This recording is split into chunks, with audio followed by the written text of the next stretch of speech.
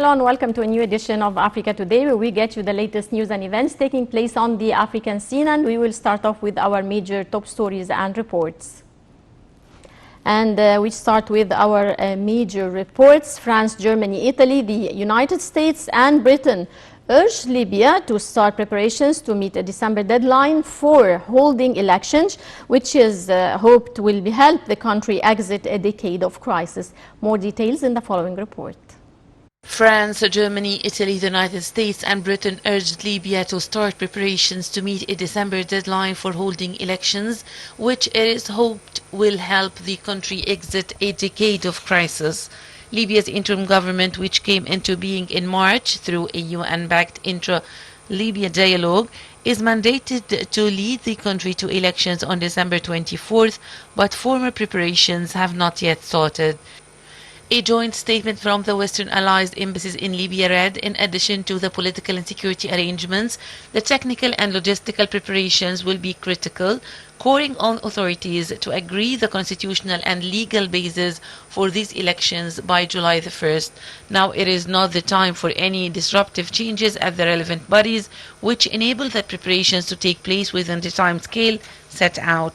The interim government replaced two rival administrations based in Tripoli and the country's east.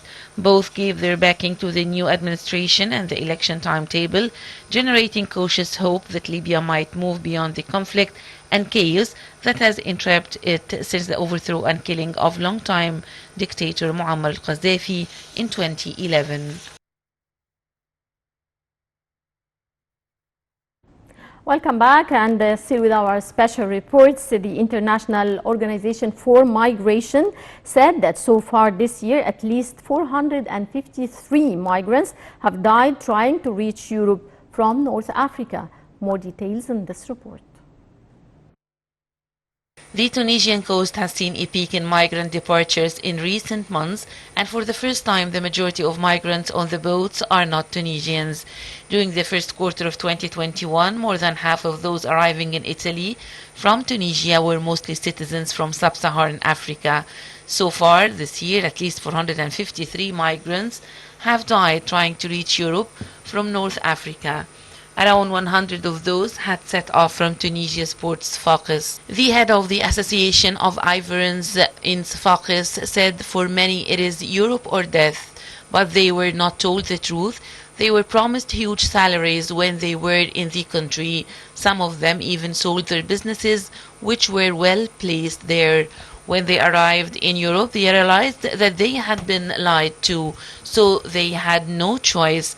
Catholic Aid Agency says that smugglers are luring migrants with false-tailed jobs are easier to find in Europe. With these calmers in the looming summer months, many expect more Tunisians to risk the crossing.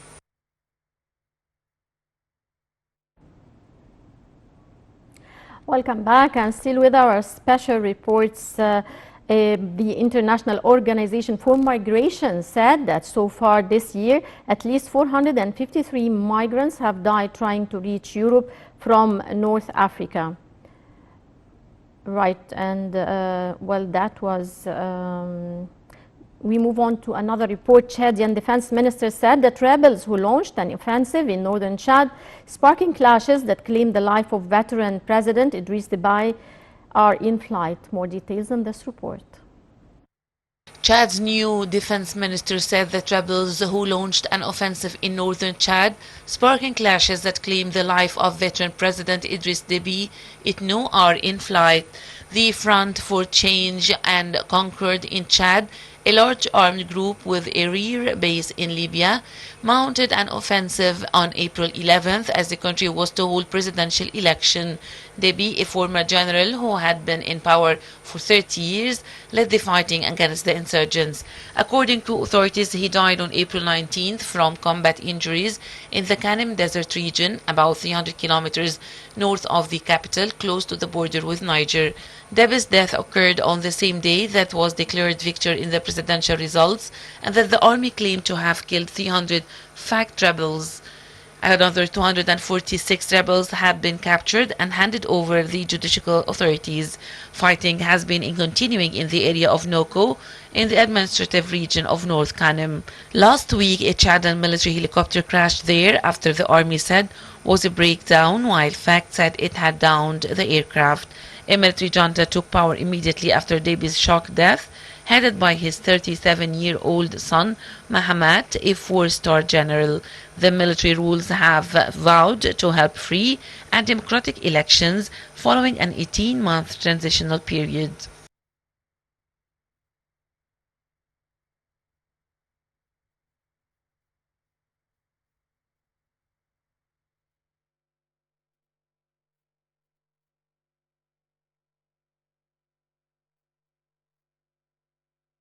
Welcome back, dear viewers, and we're joined over the phone by Ambassador Gamal Bayoumi, former assistant to the foreign minister.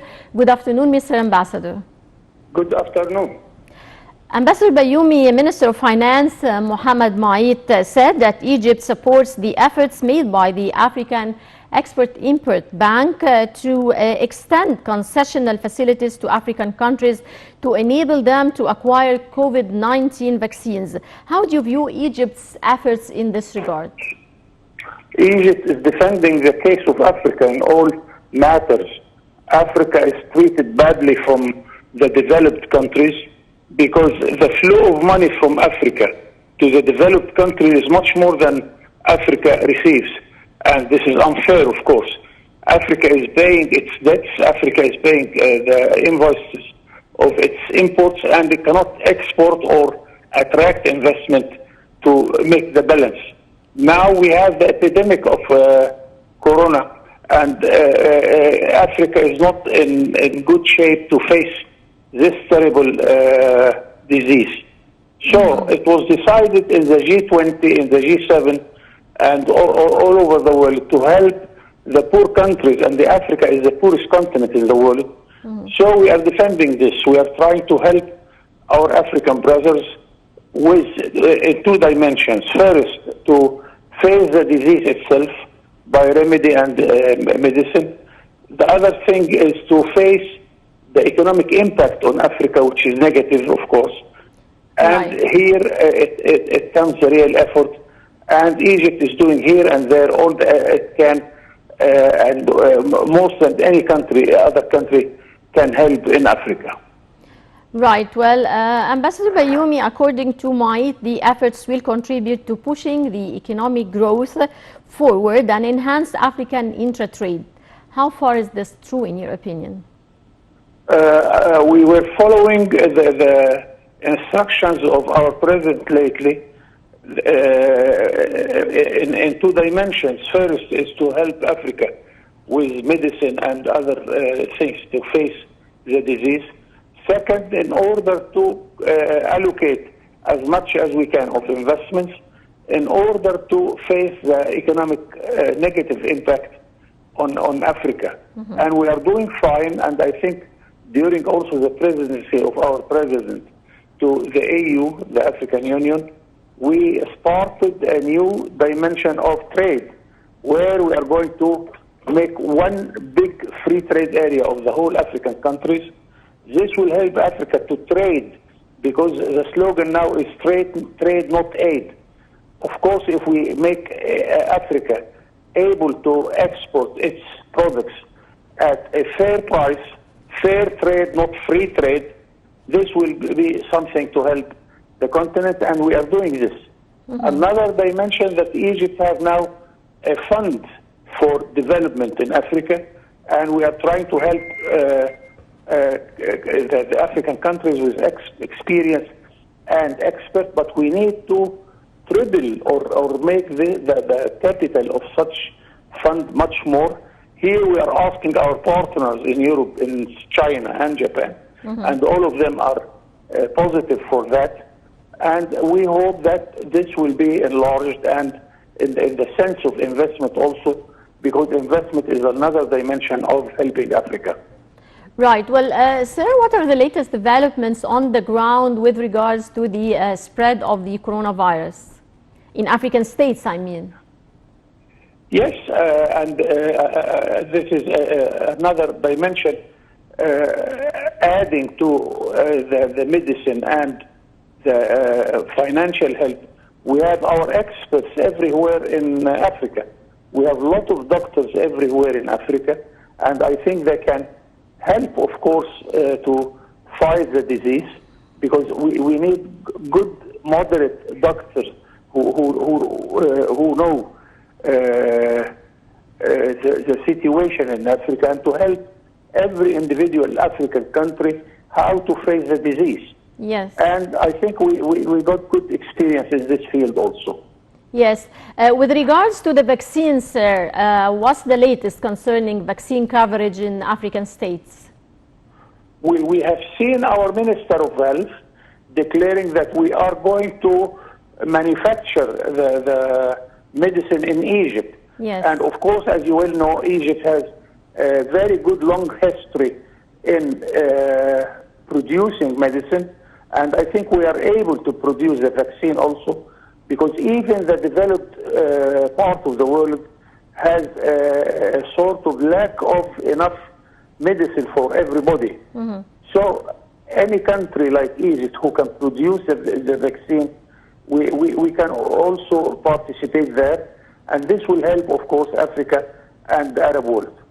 And what are the worst affected countries in the African states? What's the worst affected with the COVID-19? It is a sad story. I don't want to remember it, because I lived in Africa for a good part of my life, and other diseases are killing Africans, like malaria. Yes. And for very cheap medicine, people died. They cannot get very cheap medicine. This is one sector we can help a lot by giving them the right medicine, not only for the COVID-19, but for the malaria and other local diseases, which is the fashion in Africa. My goodness. God help us to help Africa. Mm-hmm. Well, sir, some people say that coronavirus is an exam for both countries and people. How, from your point of view, can both of them pass this exam? I think although the COVID-19 is a bad incident, of course, but it gives us a very good lesson that concerning diseases like that, even the high wall of China didn't protect China. Even the big missiles of America couldn't save America from this disease. So as a matter of fact, the good thing, if you help your neighbor, then you are helping yourself. Because if you are in good health and your neighbor is not, then you are threatened all the time. That's why we are trying to convince the whole people in any country that it's not the matter that you are in good situation. If your neighbor is not in good situation, then you are threatened all the time. Mm-hmm. Do you think that the pandemic in this regard have raised the level of cooperation among different states? Of course, yes. It makes some stubborn people who think that white man is always right to recognize that all of us are in the same boat. Yes. And if we do not cooperate, then we are in danger. Mm-hmm. And this is really a very important lesson we all learned at this time. Sir, the head of the World Food Program said the number of people suffering from acute food insecurity in Africa could more than double due to COVID-19. What's your take on that? Yes, because the bad starvation is one problem in Africa. Although Africa is always in a position to produce much more food, but they do not have the ways and means. And this is one good sector. We are asking countries in the size of Egypt or the Arab world to invest in Africa to plant agriculture commodities and especially food commodities. Then we are helping ourselves, and we can help, of course, the poor people who cannot find their normal food on daily basis. Africa is a disastrous situation here, and I think if we help them, we are helping ourselves. Right. Well, I would like to thank you very much, Ambassador Gamal Bayoumi, former assistant to the foreign minister. Many thanks for your insights, sir. And dear viewers, that brings us to the end of this edition of Africa Today. Many thanks for watching and stay tuned for more coming up here on Nile TV International.